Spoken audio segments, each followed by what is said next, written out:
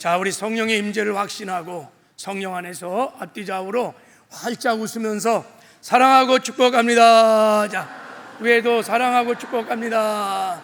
사랑하고 축복합니다. 할렐루야.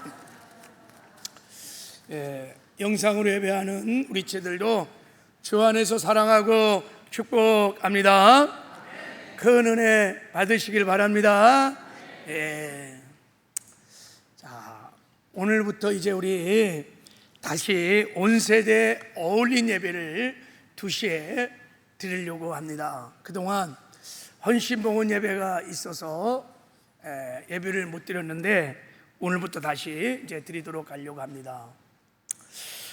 우리가 온 세대 어울린 예배를 드리는 목적, 소원이 2가지가 있습니다. 첫 번째는 우리 서울 순복음교회 전 세대가, 저 영화 유치부터 시작해서 장년회기까지 전 세대가 함께 모여서 다윗처럼 하나님의 얼굴을 구하며 예배에 임재하신 주의 임재 그 영광을 우리가 경험하는 것입니다. 전 세대가 경험하는 거예요. 또 하나의 목적은 찬양을 마치고 전 세대가 다 소그룹으로 모여갖고 소그룹에 계시는 그리스도의 임재와 능력을 체험하는 것이 이 온세대 어울림 예배의 2번째 목적입니다. 자, 그러니까 우리 교회는 2가지 소그룹이 있어요. 첫 번째는 목장 소그룹이 있어요. 자, 목장 소그룹은 주중에 세대 구별 없이 그냥 가족처럼 모이는 소그룹이죠. 그리고 또 하나, 올해부터 성교별로 모이는 또래별 소그룹들이 이렇게 있습니다. 자, 유초동부 소그룹도 있고 중고동부 소그룹도 있고 청년 소그룹도 있고 또 우리 2030 소그룹도 있고 올해는 신혼부부 액체25 소그룹도 있고 그리고 저 에스더 여성교부터 시작해갖고 저 남성 바울 다윗까지 소그룹이 쭉 있습니다. 지난 상반기 동안 주일날 우리가 소그룹 모임을 했어요. 하고 난 다음에 이번에 지역장과 교역자들 리더들이 모여서 사역평가를 했는데 다들 우리 하반기에는 소그룹 모임에 좀 변화가 있었으면 좋겠다는 의견들이 많이 있었어요. 자, 그래서 이제 하반기에는 첫 주, 그리고 셋째 주, 다섯째 주, 홀수주는 목장별 소그룹을 하려고 합니다. 그러니까 지역별이 아니에요. 목장별로 모여서 소그룹을 해보려고 합니다.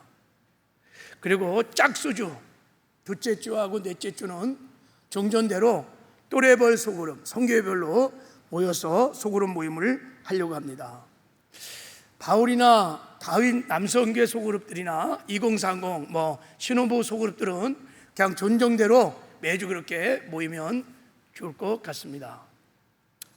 자, 그래서 오늘은 제가 진행하는 마태복음 강해를 한 주 미루고 그리스도의 임재와 능력과 목적을 경험하는 소그룹이라는 제목으로 소그룹에 대해서 설교를 오늘 좀 해보려고 합니다. 제가 설교를 준비하면서 또 설교를 하면서 간절한 소원이 하나 있어요. 바람이 있습니다. 이번에 여러분들이 설교를 잘 들으시고 왜 우리가 소그룹으로 모여야 하는지 그 이유를 분명히 깨닫는 은혜가 있기를 바랍니다.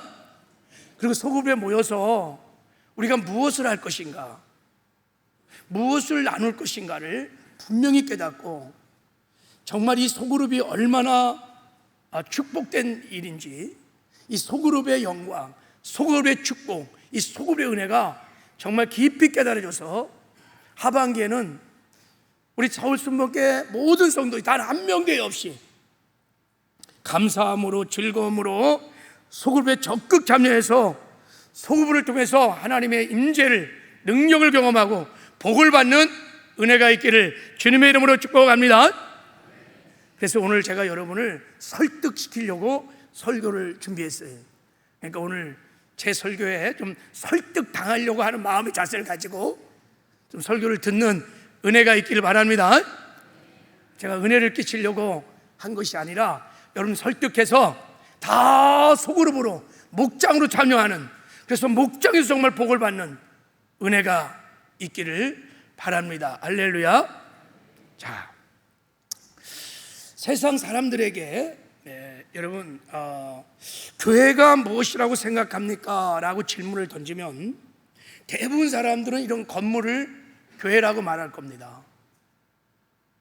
여러분, 이 건물은 교회가 아니라 우리가 함께 예배드리는 예배당이에요. 예배당. 자, 그러면 여러분들에게 한번 누가 여러분에게 교회가 무엇입니까? 라고 질문하면 여러분 어떻게 대답할까요? 교회가 뭐라고 대답할까요? 자, 마태복음 16장에 보면 예수님이 처음으로 교회가 무엇인지를 말씀하셨습니다. 자, 너희는 나를 누구라 하느냐 그랬더니 베드로가 주는 그리스도시요 살아계신 하나님의 아들이십니다 라고 신앙을 고백하는 순간, 자, 예수님이 이런 말씀했어요. 너는 베드로라, 내가 이 반석 위에 내 교회를 세우리라, 이렇게 말했어요. 처음으로 주님이 교회라는 단어를 처음 쓴 겁니다. 이 신앙의 고백 위에 내 교회를 세우리라 그랬어요. 그러니까 교회는 주는 그리스도시요 살아계신 하나님의 아들이라고 고백하는 믿는 자들이 교회인 줄 믿습니다. 그러니까 저와 여러분이 교회인 거예요. 자, 그런데 이 교회가 어떤 존재 양식으로 이 땅에 존재하는지, 자, 예수님께서 저 교회라는 말을 사용할 때 굉장히 특이한 단어를 사용했습니다. 자, 저 교회를 예수님이 그리스어로 에클레시아라는 단어를 썼어요. 에클레시아 그랬어요. 내 에클레시아를 이 땅에 세울 거다, 이렇게 말했어요.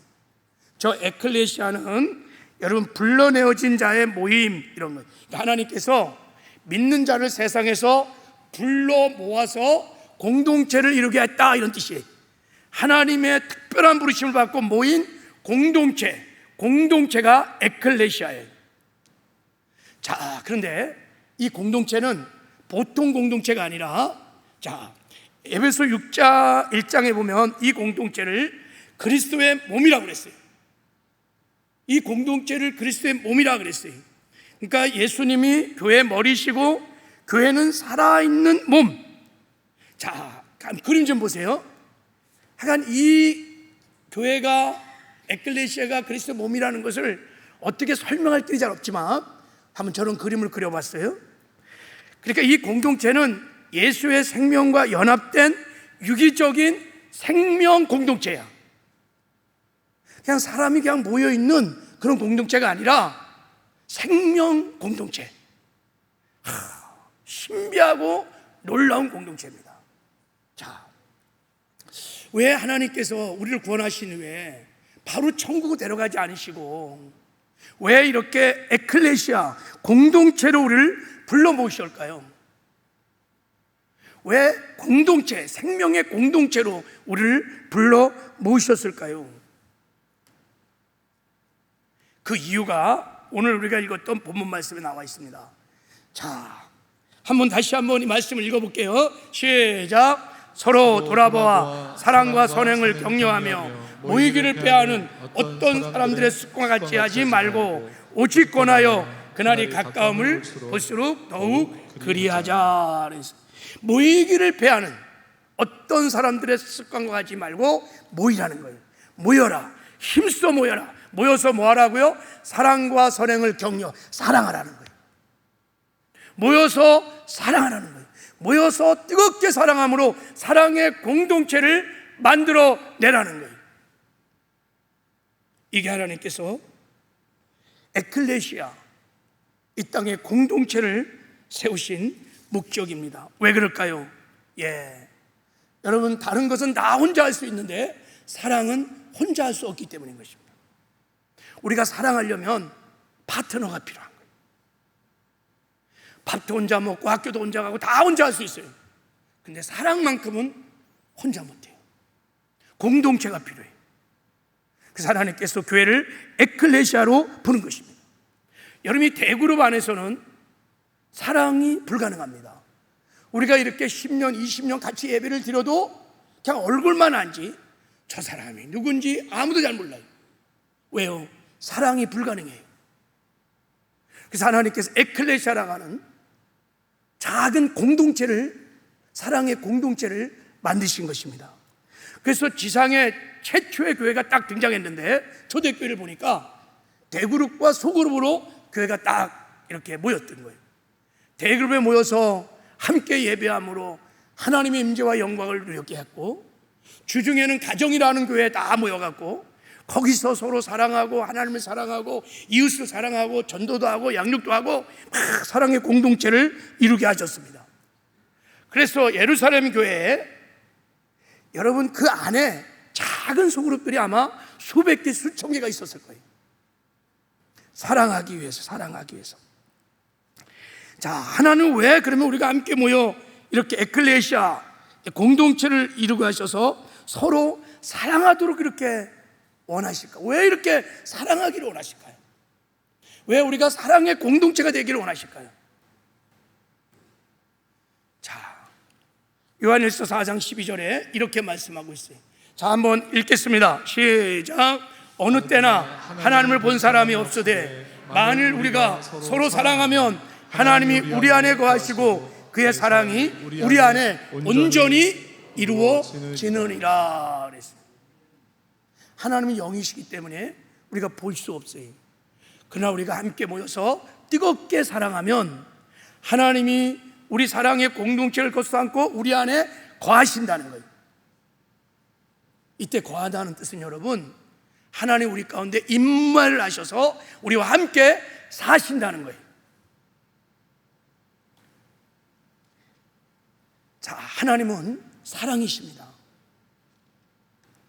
하나님이 사랑이라는 것은 하나님이 사랑의 공동체 에클레시아라는 걸 말하는 거예요.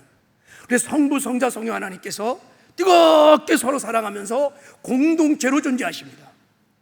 그래서 하나님이 공동체이기 때문에 하나님은 사랑의 공동체에 임재하셔서 공동체와 함께하기를 원하십니다. 할렐루야. 사랑, 하나님의 존재 양식이 에클레시아입니다. 그래서 이 땅에 에클레시아를 세운 거예요. 사랑의 공동체를 세워서 그 공동체를 거쳐서 안고 임하셔서 임재하셔서 하나님의 영광을 나타내시고, 그리고 만방에 열방에 그 에클레시아 공동체가 하나님의 영광을 나타내 주시기를 원하시는 것입니다. 이게 하나님께서 이 땅에 교회를, 생명 공동체를 세우신 목적입니다.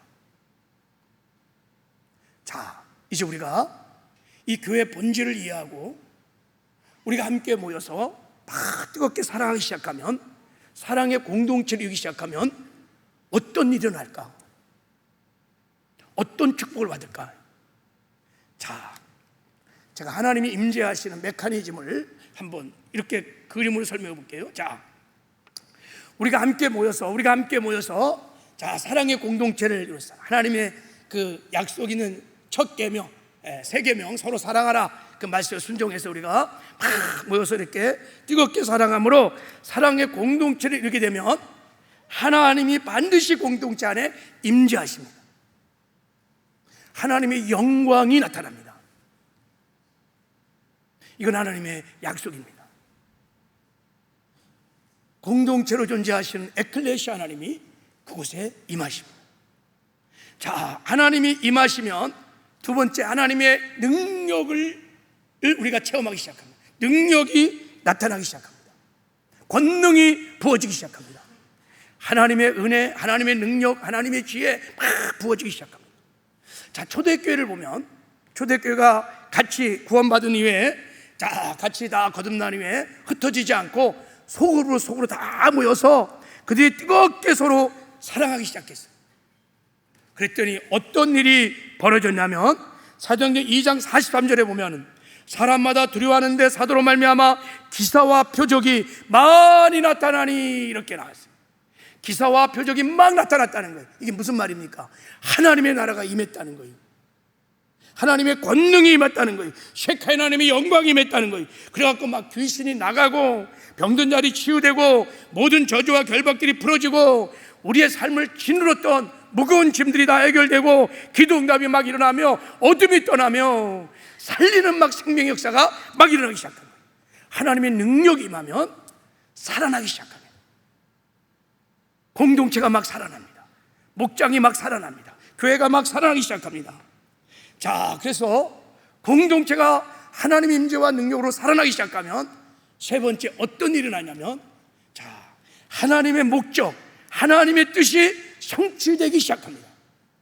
그래서 하나님은 하나님의 임재와 능력을 경험한 살아있는 생동하는 생명 공동체를 통하여 하나님의 뜻을 이 땅에 이루어 가십니다. 할렐루야. 그 뜻을 이루어 가시며 공동체를 존귀케 하시고 축복하시고 만방에 당신의 영광을 나타내시는 것입니다.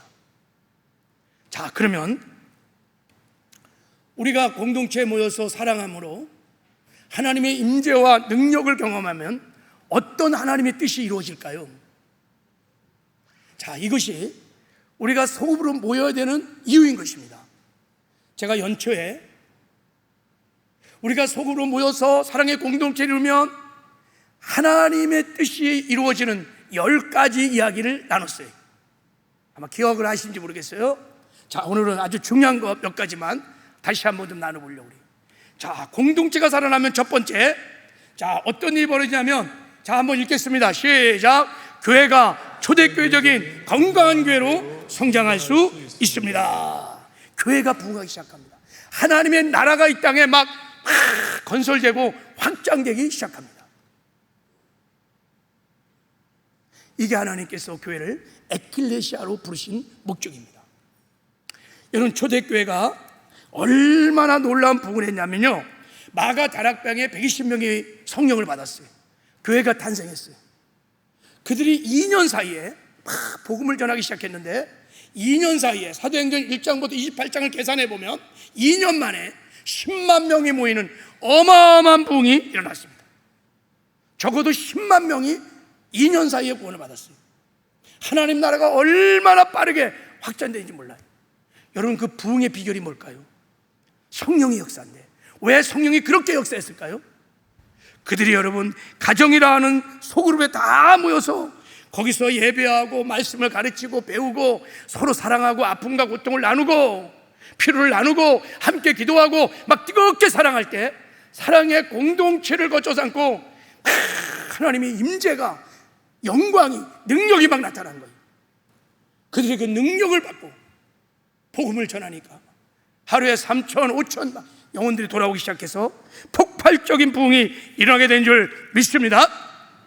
지금도 여러분, 하나님의 임재와 능력을 경험하는 목장들이 살아나면 교회는 반드시 부흥하게 되어 있습니다. 하나님 나라는 힘있게 확장되고 건설되게 될 줄 믿습니다. 왜 그러냐면 교회가 무엇인지를 알면 금방 알 수 있어요. 자, 교회는 그리스도의 몸이라 그랬잖아요, 그죠? 여러분, 사람의 몸은 세포로 이루어졌어요. 모든 세포 생명체는 세포로 다 이루어졌습니다.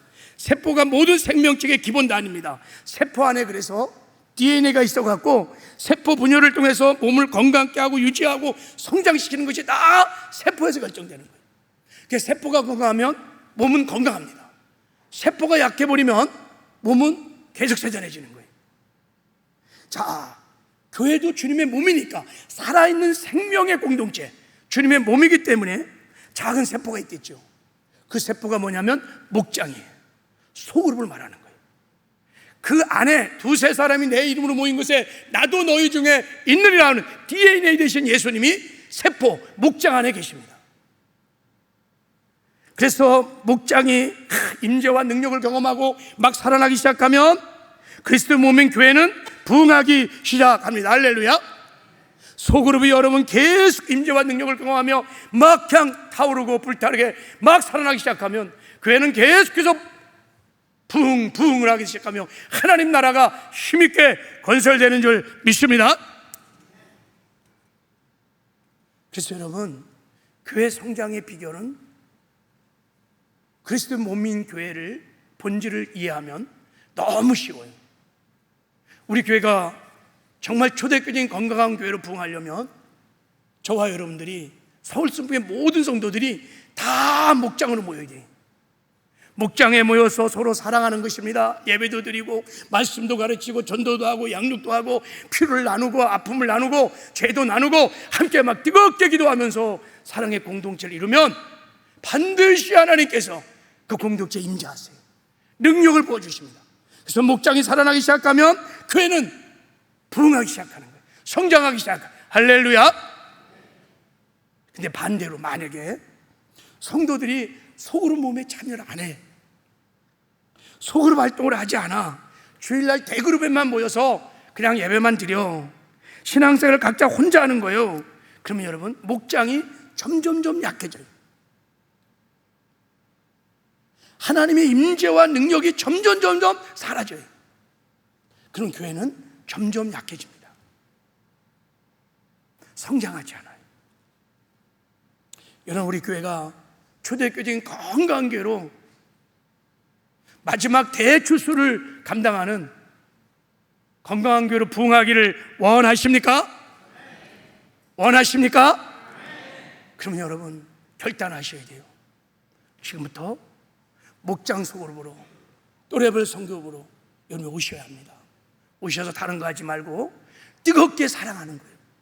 하나님을 사랑하고 지체를 사랑하고 이웃을 사랑해서 우리 공동체가 사랑의 공동체가 되도록 여러분 만들면, 하나님의 임재와 능력이 임하면 하나님의 뜻을 이루어가는 여러분 초대적인 건강한 교회를 우리가 세워갈 줄 믿습니다.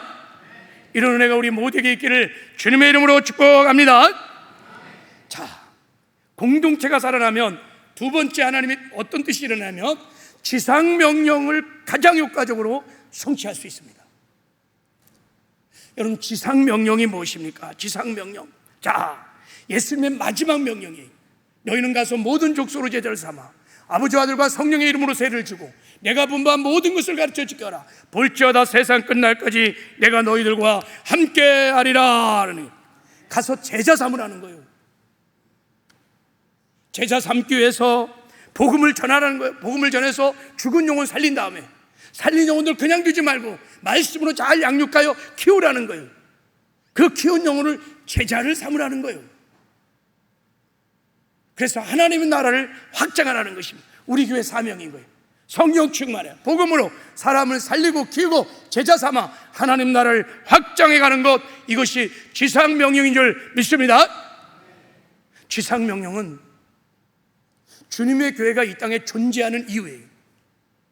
만약 교회가 이 지상명령을 받들지 않는다면 그건 주님의 교회라고 할 수 없어요. 우리는 이 명령 때문에 이 땅에 존재하는 것입니다. 우리는 끊임없이 지상명령을 성취해 가야 하는 것입니다. 할렐루야. 근데 주님이 명령하는 이 지상명령의 제자는요, 주님과 동행하는 자를 말하는 거예요. 주님을 닮아가는 자를 말하는 거예요. 주님의 사역을 그대로 행할 수 있는 사람을 제자라고 하는 것입니다. 교회를 왔다 갔다 하는 사람이 제자가 아니에요. 예수를 믿는 사람이 제자가 아니에요. 주님과 동행하며 주의 사역을 감당하는 자들이 제자인 것입니다. 근데 이런 제자들은 이런 대그룹에서 막 설교 듣고 가르침을 받는다고 제자가 일어날 수가 없어요. 그건 거의 불가능해요.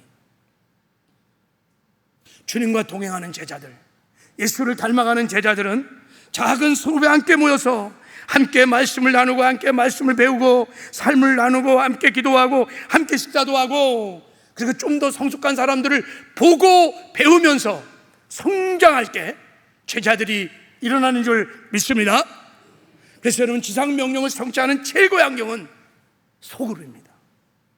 소그룹에서 주의 임재와 능력을 경험하면, 소그룹에서 하나님의 영광을 보기 시작하면 우리는 변합니다. 이게 하나님께서 지상명령을 성취해가는 하나님의 방법인 것입니다. 바라기는 다 우리의 목장에 속해서, 목장을 통해서 우리 교회가 마지막 때 지상명령을 성취해가는 깨어있는 교회가 되기를 주님의 이름으로 축복합니다. 이게 우리가 목장에 모여야 할 두 번째 이유예요. 자, 우리가 목장에 모여서 목장이 살아나기 시작하면 세 번째 이루어질 하나님의 뜻은 전 성도가 건강한 교회를 세워갈 수 있습니다. 한 사람도 예 없이 전 성도가 다 사역을 함으로 교회를 세워갈 수 있습니다. 여러분, 성도들은 다 교회를 세우라고 부를 받은 목회자인 것을 믿으시기를 바랍니다. 하나님 말씀하셨잖아요. 이는 성도를 온전케 하여 봉사일을 하게 하며 그리스도의 몸을 세우려 하심이라 그랬어요. 성도들을 온전케 하여 성도들이 봉사를 통해서 주님의 몸인 교회를 세우도록 하나님이 그렇게 디자인하셨습니다. 저와 여러분이 다 교회를 세우러 부름을 받은 목회자인 것입니다. 이 사명을 잘 감당하려면 교회는 반드시 목장 공동체를 기초로 세워져야 전 성도가 사역을 할 수 있습니다. 만약에 목장이 죽어 있으면 교회를 움직이는, 교회를 성장시킨 사람은 정통교회를 보면 한 10%에서 20%만 사역합니다. 나머지 80%는 다 소비자들이 그냥 주일날 예배만 드려요. 아무것도 안 해요. 교회 부흥을 위해서 아무것도 사역을 안 해요. 겨우 한 20명만 빠글빠글빠글 막 우리 교회를 움직이고 있어요. 그것은 사명을 모르거나 목장이 죽어있기 때문에 그렇습니다. 우리가 목장에 모이면 전도도 할 수 있고 양육도 할 수 있고 예배 드릴 수 있고 성기도 할 수 있고 구제도 할 수 있고요. 목장에 들어오면 다 각자의 은사와 단할때를 가지고 다 사역을 할 수 있어요. 그래서 여러분, 하나님께서 교회를 세울 때 에클레시아, 사랑의 공동체를 기초 삼아 교회를 세운 줄 믿습니다. 할렐루야. 자, 목장이 살아나면 성화의 구원을 이루어가는 삶을 살 수 있습니다. 자, 그리고 우리가 목장이 살아나면 영혼육의 피로가 채워집니다. 이 놀라운 목장의 축복, 이 비밀이 깨달아지는 은혜가 있기를 바랍니다. 우리가 이 땅에 사는 동안에 우리의 영육의 필요들을 하나님이 공급하시는 최고의 방법이 뭐냐면 소그룹입니다. 목장입니다. 목장을 통해서 하나님 우리의 필요를 공급해 주십니다. 자, 그래서 여러분, 목장 안에 놀라운 약속을 하나 주셨는데 그 약속이 뭐냐면, 자, 우리 요한일서 3장 22절 23절 한번 읽어보겠습니다. 시작. 무엇인지 구하는 자에게 그에게 받나니 이는 우리가 그의 계명을 지키고 그 앞에 기뻐하시는 것을 행함이라. 그의 계명은 이것이니 곧 그 아들 예수 그리스도의 이름을 믿고 그가 우리에게 주신 계명대로 서로 사랑할 것이니라. 자, 하나님께서 우리에게 백지수표를 내밀었어요. 무엇인지 구하는 대로 다 준다는 거예요. 무엇인지 구하는 대로. 이 대단한 약속 아니에요. 하나님은 약속한 대로 반드시 실행하십니다. 무엇인지 네가 구하면 다 준다. 다시 말하면 우리의 모든 영육의 필요를 다 내가 공급해 준다는 거예요. 단 조건이 하나 있어요. 그 조건이 뭐예요? 그의 계명을 지켜야 되는 거예요. 그 계명이 뭡니까? 서로 사랑하라는 거예요. 사랑하려면 공동체에 모여야 돼요. 공동체에서 우리가 모여서 뜨겁게 사랑해서 사랑의 공동체를 이루어서 하나님의 임재 안에서 그 능력 안에서 기도하면 반드시 응답이 된다는 것이 할렐루야. 이게 하나님이 우리에게 영육의 필요를 공급하시는 방법인 거예요. 그래서 여러분, 목장이 축복의 전당인 거예요.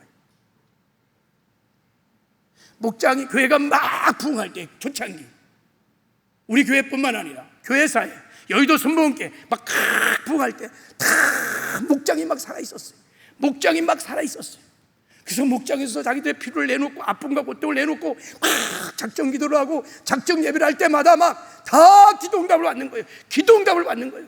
병이 막 치료되고 필요가 막 공급되고 소원이 막 이루어지고, 그러니까 목장이 최고인 거예요. 막 목장에서 하나님의 만남이 일어나고 기도응답을 받으니까 즐거운 것입니다. 그래서 여러분, 목장의 작전 예배, 작전 기도가 얼마나 하나님이 기뻐하시는지 몰라요. 근데 어느 순간에 작정 예배, 작정 기도라는 것이 점점 교회에서 사라지기 시작했어요. 그 말은 무슨 말이냐? 서로의 필요를 모르는 거예요. 아픔도 모르는 거예요. 무엇이 고통스러운지 몰라요. 그러니까 함께 기도를 안 하는 거예요. 각자 도생, 각자 신앙생활을 하는 거예요. 그러니까 하나님의 공급하심들이 다 차단, 축복의 통로가 다 막힌 거예요. 그래서 성도들이 점점 피폐해지는 거예요. 여러분, 목장이 축복의 전당인 것을 믿으시기 바랍니다. 목장에 모여서 우리가 뜨겁게 사랑할 때 하나님은 그 사랑의 공동체에 임하셔서 능력을 부어주시고 영광을 나타내셔서 우리의 영육의 필요를 공급해 주시고 우리의 소원을 응답해 주시고 문제도 해결해 주시고 축복하여 주십니다. 목장이 여러분 축복의 천당인 거예요. 하나님의 복을 받는 비결이 목장에 있는 것입니다.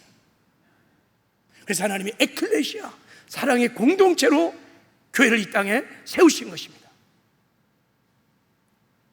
다 목장에 참여해서 하나님의 축복을 받아 누리는 저와 여러분 되기를 주님의 이름으로 축복합니다. 마지막 한 가지만 더. 여러분, 목장이 살아나면 자, 이기는 자가 되어서 천국에 갈 수 있습니다. 할렐루야. 여러분, 천국은 이기는 자가 가는 나라입니다. 보세요, 천국은 이기는 자가 가는 나라입니다. 그래서 여러분, 우리가 이 땅에 사는 동안에 천국 가기 위해서는 영적인 싸움을 해야 합니다. 자, 왜 그러냐면 우리가 천국 가는 길을 방해하고 막는 세력이 있기 때문인 거예요. 마귀와 귀신과 육신의 소욕들 다 우리가 천국 가지 못하도록 막는 거예요. 그래서 우리가 싸워 이겨야 됩니다. 이겨야 천국을 갈 수 있습니다. 그래서 주님 말씀하십니다. 오직 너 하나님의 사람아, 믿음에 서는 싸움을 싸워 영생을 취하라. 영생을 얻거라. 천국을 얻거라. 근데 여러분, 우리가 싸워 이기는 비결이 그리스도의 몸 안에 있습니다. 교회 안에 있습니다. 공동체 안에 있습니다. 우리가 공동체 안에 붙어 있으면 공동체에 부어주는 임재와 능력으로 말미암아 우리가 넉넉히 마귀를, 세상을, 죄를 이기는 승리를 누리게 될 줄 믿습니다. 공동체를 떨어지면 여러분 이기지 못해요. 여러분, TV에서 정글 왕자 뭐 이런 거 보면 사자가 막 이렇게 동물들을 막 탁 사냥할 때 얼룩소들이 딱 뭉쳐 있잖아요. 그럼 누구를 공격합니까? 무리에서 떨어진 동물을 공격합니다. 그들이 뭉쳐 있으면요 절대 공격 못해요. 아무리 사자라도, 아무리 호랑이라도 연약한 동물이 딱 뭉쳐서 하나됨을 딱 이루고 나면 함부로 공격 못해요. 마귀도 마찬가지. 공동체에서 떨어지는 순간 혼자 노는 암세포처럼 그냥 바로 마귀의 밥이에요. 그러면 실족하고 넘어질 수 있습니다. 그래서 하나님께서 승리를 공동체에 주셨습니다. 자, 보세요. 전도서 4장 2장에 보면 두 사람이 한 사람보다 나음은 그들이 수고함으로 좋은 상을 얻을 것입니다. 두 사람이 한 사람보다 나음은, 이 두 사람은 물리적인 두 사람을 말하는 게 아니에요. 공동체를 말하는 것입니다. 우리가 공동체에 모여서 뜨겁게 사랑하고 사랑의 공동체를 이루면 승리하는 삶을 살게 된다는 것입니다. 한 사람은 패하거니와 두 사람은 맞설 수 있나니 삼겹줄은 쉽게 끊어지지 아니하리라. 할렐루야. 천국은 혼자 가는 게 아닙니다. 광야 같은 세상을 지나 우리가 천국을 들어갈 텐데 천국은 홀로 가는 것이 아니라 에클레시아, 공동체와 함께 가는 길입니다. 그래서 반드시 내가 공동체가 있어야 돼요. 내가 시험 들고 넘어질 때 나를 붙들어줄 지체가 있어야 돼요. 내가 힘들고 어려울 때 나를 위로해주고 격려해줄 지체가 있어야 돼요. 내가 시험 들을 때 나를 깨워줄 수 있는, 회개시킬 수 있는 목자가 있어야 되고 지체들이 있어야 돼요. 그래야 이길 수 있어요. 그러면 여러분, 신앙생활은 이 대그룹에도 소속될 뿐만 아니라 소그룹 목장에 반드시 참여해서 거기서 임재와 능력을 경험해야 될 줄 믿습니다. 자, 이제 뭐 더 우리가 하나님이 공동체에 모이면 주시는 하나님의 은혜가 하나님이 이루어질 뜻이 얼마나 많이 있는데 생략하고, 자, 그럼 우리가 어떻게 사랑의 공동체로 우리 목장을, 우리 소그룹을 만들 수 있을까? 자, 우리가 모여서 이제 우리가 세 가지 사랑을 열심히 하면 됩니다. 우리가 사랑의 공동체를 만들려면 우리가 함께 모여야 돼요. 일단 모여야 돼요. 하나 모여야 돼요. 할렐루야. 자, 모이는 은혜가 있기를 주님의 이름으로 축복합니다. 자, 이제 모이는 것도 중요한데 모여서 뭘 하냐? 사랑을 해야 돼요. 에클레시아, 공동체라는 걸 분명히 인식하고 우리가 사랑을 해야 돼요. 자, 위로 먼저 하나님을 사랑하는 것입니다. 자, 여러분, 하나님을 어떻게 사랑할까요? 하나님을 어떻게 사랑할까요?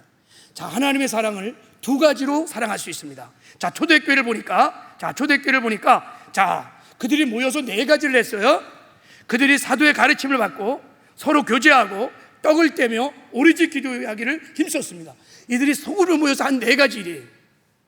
그 4가지 일 중에 떡을 뗐다 그랬어요. 이 떡이 뭐냐면 성찬식을 말합니다. 예배를 드리는 거예요. 여러분, 예배가 하나님을 사랑하는 것을 믿으시기 바랍니다. 우리는 예배를 통해서 하나님의 사랑을 고백하는 것입니다. 두 번째, 사도의 가르침을 받았어요. 즉 사도의 가르침을 받고 말씀을 배우고 말씀을 지켜 행하는 삶을 살았다는 것입니다. 여러분, 말씀을 지켜 행하는 것이 하나님을 사랑하는 것인 것을 믿으시길 바랍니다. 자, 보세요. 자, 우리 앞으로 가서 요한복음 14장 23절을 한번 읽겠습니다. 시작. 예수께서 대답하여 이르시되 사람이 나를 사랑하면 내 말을 지키리니 내 아버지께서 그를 사랑하실 것 같이 우리가 그에게 가서 거처를 그와 함께 하리라. 하나님 말씀을 지켜 행하는 것이 하나님을 사랑하는 거예요. 이게 진짜 사랑이에요. 그럼 어떤 일이 일어나느냐? 우리가 공동체에 모여서 말씀을 나누고 막 말씀을 지켜 행하기 시작하면 하나님이 그 사랑의 공동체에 임하세요. 그래서 능력을 보여주세요. 능력을 부어주세요. 그러면 그 공동체가 하나님의 뜻을 이루는 존귀한 공동체가 되는 것이 부흥이 일어나는 것이에요. 말씀하시잖아요. 우리가 그에게 가서 거처를 그와 함께 하리라. 할렐루야. 말씀대로 살아가는, 말씀에 떨고 말씀에 순종하는 사람이 하나님의 거처가 되어서 하나님과 동행하는 삶을 살 수 있습니다. 그러므로 이제 우리가 목장에 모여서 하나님을 사랑하려면 함께 모여 예배하고 그리고 말씀을 나누셔야 돼요. 말씀을 나누셔야 돼요. 지난 일주일 동안 살아왔던, 내가 말씀대로 살았던 삶을 나누고, 아니면 내가 말씀대로 살지 못했던 실패했던 간증도 있다면 나누고, 그 다음에 오늘 선포했던 이 주일 설교들을 내가 무엇을 깨달았는지, 어떤 은혜를 받았는지 나누는 거예요. 그리고 이 말씀을 붙들고 내가 일주일 동안 어떻게 살아갈 것인가 삶에 적용하면서 말씀을 나누는 것입니다. 이렇게 말씀을 나누기 시작하면 말씀을 실천할 수 있는 힘을 하나님이 목장을 통해서 주십니다. 여러분, 이 대그룹 강대상에서 이 선포를 케르그마라 그래. 케르그마. 자, 이 케르그마는 여러분이 어떻게 살아야 할지 삶의 방향과 목적을 제시하는 거라면, 소금을 모아서 우리가 말씀을 나누는 것은 디다케, 말씀을 실천할 수 있는 힘을 얻는 것입니다. 그래서 반드시 선포된 말씀을 듣고 소금을 모여서 디다케, 말씀을 나누셔야 돼요. 그래야 말씀을 내 마음에 새기고 말씀을 지켜 행할 수 있도록 그렇게 하나님 성령께서 역사를 하십니다. 할렐루야. 그래서 목장에 모여서 꼭 하나님을 예배하고 말씀을 나누시기를 주님의 이름으로 축복합니다. 이게 하나님의 사랑이에요. 자, 두 번째 사랑입니다. 자, 우리가 두 번째 사랑은, 자, 하나님을 사랑, 위로 하나님을 사랑하고 안으로 서로를 사랑하는 거예요. 자, 우리가 안으로 함께 모여 서로를 사랑한다는 것은 어떤 사랑일까? 자, 어떤 사랑일까? 자, 초대교회를 보니까 이렇게 말했어요. 그들이 사도의 가르침을 받아 서로 교제하고 이렇게 말했어요. 교제했다 이렇게 말했어요. 이 교제했다는 말이 헬라어로 코이노니아입니다. 코이노니아. 코이노니아는 무슨 뜻이냐면 상대의 필요를 내가 알아서 그 필요를 내 것으로 여기고 내가 희생적으로 채워주는 것, 아카페를 말하는 거예요. 상호 책임을 지는 걸 말하는 거예요. 그러니까 상대의 그 아픔과 고통을 내가 책임지는 거예요. 상대의 필요를 내가 책임지는 거예요. 이 사랑을 초대교회 성도들은 모여서 했다는 거예요. 우리가 목장에 모여서 지체들을 사랑하는 이 사랑은 바로 이런 코이노니아, 아카페, 상호 책임을 주는 사랑을 해야 된다는 거예요. 할렐루야. 자, 그러면 우리가 아카페를 하려면요, 코이노니아가 일어나려면 상대의 필요를 알아야 돼요. 아픔을 알아야 돼요. 고통이 뭔지를 알아야 돼요. 저의 연약함이 뭔지를 알아야 돼요. 그걸 알려면 모여서 뭐 해야 되겠어요? 나누어야 돼요. 나누어야 돼요. 우리가 나누지 않고는 아무도 몰라. 저 사람이 왜 힘들어하는지, 왜 시험이 들었는지, 왜 고통을 당하고 있는지, 필요가 뭔지 무엇이 아픈지 전혀 모르는 거예요. 하나님께서 에클레시아 공동체로 허락하시고 공동체 나와서 나누라는 거예요. 그리고 그것을 나의 것으로 함께 머리 되신 주님을 향하여 기도하라는 것입니다.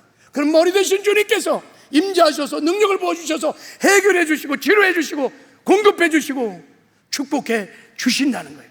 할렐루야. 코이노네가 일어나야 목장이 살아있기 시작합니다. 목장이 살아있으면 교회가 살아나는 역사가 일어날 줄 믿습니다. 할렐루야. 자, 그런데 목장에 모여서 우리가 꼭 나눠야 할 것이 하나 있어요. 상호 책임져야 할 일이 하나 있어요. 그게 뭐냐면 죄입니다. 죄. 목장에 모여서 죄를 나눠야 돼요. 공동체 앞에서 죄를 고백하는 것입니다. 여러분, 죄를 고백하면 놀라운 역사가 일어나기 시작합니다. 자, 공동체 앞에서 거기 우리 공동체 머리가 주님을 분명히 믿고 눈에 보이지 않지만 공동체로 임하신 주님의 임재 앞에서 내가 죄를 나누기 시작하면 어떤 일이 벌어지냐면, 자, 우리 요한일서 1장 9절을 한번 읽겠습니다. 시작. 만일 우리가 우리 죄를 자백하면 그는 미쁘시고 의로우사 우리 죄를 사하시며 우리를 모든 불의에서 깨끗하게 하실 것이요. 여기 보면 만일 우리가 우리 죄를 자백하면, 우리 복수입니다. 복수. 공동체를 말하는 거예요. 우리 죄 가운데 공동체에서 고백할 죄가 있습니다. 그리스도 몸 안에 지은 죄들 공동체에서 고백해야 합니다. 공동체에 나와서 우리가 죄를 자백하면 하나님께서 우리 죄를 사하시고 우리를 깨끗게 해주시는 은혜를 베풀어 주십니다. 할렐루야. 자, 그리고 공동체 죄를 자백하면 어떤 일이냐? 병도 치료받습니다. 너희 죄를 서로 고백하며 병 낫기를 위해 서로 기도하라. 의인의 강구는 역사하는 힘이 큽니다. 할렐루야. 그러면 웬만한 병들은 다 치료될 것입니다. 자, 그리고 더 놀라운 사실은, 자, 보세요. 자, 우리 요한일서 1장 7절을 보겠습니다. 자, 한번 읽겠어요. 시작. 그가 빛 가운데 계신 것 같이 우리 빛도 가운데 행하면 우리가 서로 사귐이 있고 그 아들 예수의 피가 우리를 모든 죄에서 깨끗하게 하실 것이요. 공동체에 나와서 나의 가장 연약한 이 죄를 고백하기 시작하면 여러분, 죄를 이기기 시작합니다. 죄의 권세를 이기기 시작합니다. 습관적인 죄들, 중독들 다 이길 수 있습니다. 우리가 죄를 고백할 때 경관진들이 해파되고 어둠이 떠나고 죄를 이기는 힘을 하나님이 주십니다. 그러면 어떤 일이 일어나느냐 하면 사귐이 있겠다는 거예요. 진정한 사귐이 그때 비로소 일어나기 시작하는 거예요. 그래서 우리는 공동체에 모여서 세 가지를 나눈다 그랬어요. 첫째는 피로와 아픔을 나누는 거예요. 아픔과 고통을 나누는. 두 번째는 우리의 피로들을 나누는 거예요. 세 번째는 우리의 가장 연약함인 죄를 나누는 거예요. 고백하는 거예요. 자, 그러면 놀라운 역사가 일어나게 될 줄 믿습니다. 할렐루야. 그래서 여러분, 목장에 모여서 정직하고 진실하게 삶을 나누셔야 합니다. 자, 목장의 꽃은 뭐냐면 나눔입니다. 나눔. 이 나눔을 마음을 열고 정직하고 솔직하게 나누셔야 목장이 살아납니다. 목장에서 왜 임재와 능력을 경험하지 못하느냐? 이것 때문에 그런 거예요. 자, 여기 보세요. 이 사람들 보세요. 다 마스크를 쓰고 모여. 마음문을 다 닫고 마스크를 다 쓴 거예요. 이건 사랑의 공동체가 아닙니다. 그래서 모여서 비상적인 얘기만 해요. 그냥 남 얘기만 해요. 그냥 일상의 가벼운 얘기들만 해요. 내 아픔과 고통을 나누지 않아요. 피로를 나누지 않아요. 나의 연약한 죄, 습관적인 죄, 날마다 이기지 못해서 쓰러지고 자빠지는 고통스러운 중독들, 아픔들을 나누지 않아요. 빛 가운데 드러내질 않는 거예요. 그 왜 이렇게 나누지 못할까? 자, 그것은 두려움 때문에 그렇습니다. 내가 이것을 나누면 버림받지 않을까? 거절당하지 않을까? 창피당하지 않을까? 또 회자되지 않을까? 등등 여러 가지 두려움 때문에 나누지 못하는 거예요. 근데 이 두려움은 어디서 오는 거냐면 어둠으로부터 오는 것입니다. 아담이 타락한 이후에 첫 번째 일성이 뭐냐면 내가 벗었으므로 두려워하여 숨었나이다 그랬어요. 사람들은 이 두려움 때문에 다 자기 속마음을 다 감추는 자기 방어 기제를 딱 가지고 모임을 갖습니다. 그래서 마음문을 안 열어요. 그래서 솔직한 대화가 없어요. 그러니까 지체들의 아픔이 뭔지, 고통이 뭔지, 왜 날마다 습관적으로 지는 그 죄가 무엇인지 혼자 버둥거리고 싸우려니까 이기질 못하는 거예요. 이게 마귀의 미혹입니다. 그래서 목장에 모일 때 우린 믿어야 돼요. 두세 사람이 내 이름으로 모인 곳에 주님이 함께 한다는 걸 믿으셔야 돼요. 그 주님의 임재 앞에서 솔직하고 정직하게 우리가 그것을 다 나누고, 그 나눈 피로들을, 아픔을, 죄를 내 것으로 여기고 함께 머리 대신 주님 앞에 기도하며 나아갈 때 하나님이 그것을 받으시고 임재하기 시작합니다. 영광을 나타내기 시작합니다. 능력을 부어주셔서 치료하시고 회복하시고 이기게 하시고 힘을 주시고 성화의 구원을 이루어 가십니다. 할렐루야. 목장은 축복의 천당인 것입니다. 놀라운 비밀이 목장에 있습니다. 여러분, 감리교의 창시자가 누구냐면 존 웨슬레입니다. 이 감리교를 존 웨슬레가 창립했습니다. 웨슬레가 복음을 전해서 어마어마한 구원이 역사가 일어나서 교회가 세워지고 지금의 감리교가 세워진 거죠. 어떻게 이런 부흥이 일어났을까요? 존 웨슬레가 사역을 시작하면서 뭘 했냐면 홀리클럽이라는 걸 만들었어요. 지금은 이게 감리교에서는 여러분 속회라고 하는 셀이에요. 셀, 목장. 그들이 목장에 모여서 뭐 하는지 아세요? 서로 죄를 고백하는 일을 시작했어요. 사람들에게 지은 죄, 공동체에 특히 지은 죄들 다 나와서 자백하기 시작하니까 막 제3이 일어나기 시작했어요. 죄의 권세를 막 이기기 시작했습니다. 어둠이 떠나기 시작했습니다. 공동체가 거룩해지기 시작했습니다. 공동체가 거룩해지니까 성령의 임재가 더 강해지기 시작했습니다. 성령이 막 임하니까 성령의 능력으로 복음을 막 전하니까 막 수만 명들이 막 돌아오고 교회가 세워지면서 지금의 감리교가 세워진 것입니다. 우리도 목장에서 여러분, 사람들 말해요. 목장에서 나눌 게 없어요, 목사님. 맨날 일상적인 삶, 그거 나누라는 게 아니에요. 내가 삶으로 살아왔던 삶도 나누고, 아픔과 고통을, 깊은 고민들을, 죄들을 그 임재 앞에서 그분을 신뢰하고 빛 가운데 나가서 나누면 치료 역사가 일어납니다. 회복의 역사가 일어납니다. 그러면 여러분, 공동체가 살아나서 하나님의 뜻을 이루는 존귀하고 아름다운 공동체가 될 줄 믿습니다. 마지막으로 우리가 모여서 해야 할 사랑은 이웃사랑입니다. 여러분, 가장 큰 이웃사랑이 뭘까요? 죽어가는 영혼들, 저 지옥 가는 영혼들 복음 전해서 구원받게 해서 천국 보내는 것이 가장 큰 이웃사랑인 줄 믿습니다. 아멘이세요? 이거보다 더 큰 사랑이 뭐가 있겠어요? 자, 그래서 초대교회는 공동체에 모여서 뭐 했냐면 오로지 기도하기에 힘썼다 그래요. 이 기도가 무슨 기도인지 아세요? 자기들의 피를 내서 기도했을까요? 아닙니다. 잃어버린 영혼들의 이름을 불러가면서 오로지 기도한 거예요. 이들의 구원을 위해서. 그래서 우리가 목장에 모여서 세 번째 사랑은 불신 영혼을 사랑하는 거예요. 이웃을 사랑하는 것입니다. 내가 전도할 VIP 명단들을 붙들고 간절히 같이 기도할 때 하나님이 그 사랑의 공동체를 기뻐하시고 반드시 임하십니다. 그리고 능력을 부어주십니다. 그 능력을 힘입어서 우리가 우리의 VIP들을 구원하는 생명의 역사를 일으킬 수 있습니다. 할렐루야. 그래서 반드시 목장에는 불신 영혼들을 사랑하는 기도가 있어야 돼요. 그래야 목장이 살아납니다. 우리 리더들을 명심하셔야 돼요. 이 전도 너무 부담스러워, 그거 빼버려. 그럼 목장이 자꾸 죽습니다. 진짜 사랑은 불신 영혼을 사랑하는 거예요. 그들을 구원하는 거예요. 하나님이 이것을 기뻐하세요. 이런 사랑의 공동체에 임하셔서 능력을 부어주시고 구원의 역사를 이루가기를 원하시는 거예요. 그러니까 목장에 모여서 이 세 가지를 균형 있게 우리가 여러분 하셔야 합니다. 자, 그래서 우리 목장 가이드를 이렇게 만드는 거예요. 자, 소그룹 가이드를 여러분, 자, 우리 주보를 한번 보겠어요. 자, 이제 다 마쳤어요.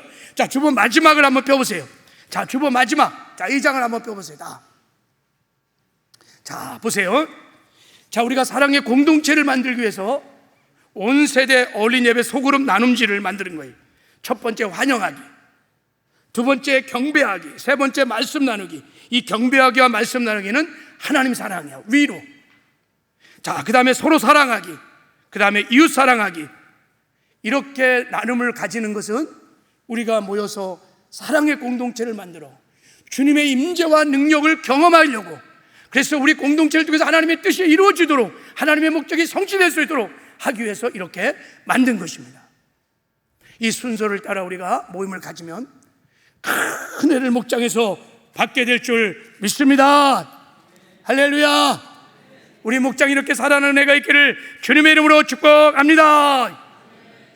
자, 우리 시간에 이제 말씀 붙들고 함께 기도할 텐데, 찬양 한 장 드리고 기도할 거예요. 자, 우리 소그룹 안에 두세 사람이 내 이름으로 문 것에 나도 너희와 함께 한다고 주님 말씀하셨습니다. 여러분, 임마누엘을 믿으셔야 합니다. 하나, 우리 목장이, 우리 소그룹이 주님의 임재와 능력을 경험하는, 주님의 뜻을 이뤄가는 존귀하고 아름다운 목장이 되게 하여 주십시오. 우리 이런 소원을 가지고 찬송가 우리 620장 찬양을 1절 3절을 반복해서 좀 부르고, 자, 준비하신 예물도 이 시간에 좀 드리겠습니다. 예물도 드리고 그 다음에 말씀 붙들고 함께 한번 기도하는 시간을 갖겠습니다. 자, 우리 찬양하죠. 자, 우리 목장을 생각하며 소그룹을 생각하며 찬양하겠습니다.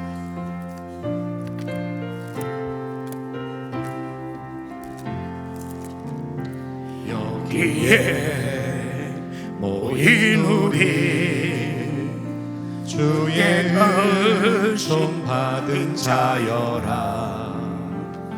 주께서 이 자리에 함께 계심을 아노라.